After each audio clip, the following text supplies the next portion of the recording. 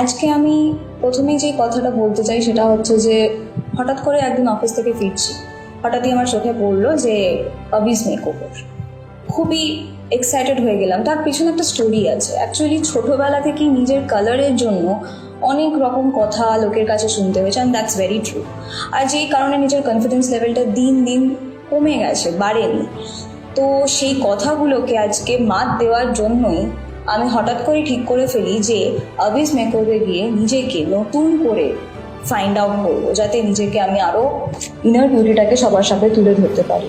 তো সেই জন্য আজকে আমি এখানে এসেছি to make my self in a new way. So let's see.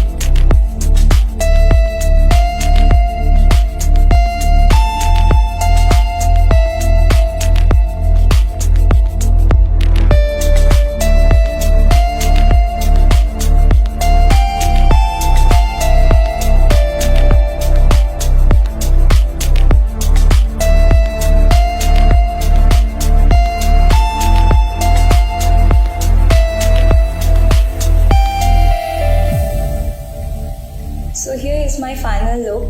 আমি পুরোপুরিভাবে রেডি হয়ে গেছি, যেরকমটা ভেবেছিলাম ঠিক সেরকমটাই। বিকজ নিজের ইউনিয়র বিউটিটাকে বার করে আনাটাই ছিল আমার challenge, and that is what I have done. And not only এটা আমার ক্রেডিট না, এখানে অভিজিৎদার বিশাল বড় একটা ক্রেডিট আছে। এখানে আসার পরে সত্যি সত্যি সত্যি খুবই ভালো লাগছে।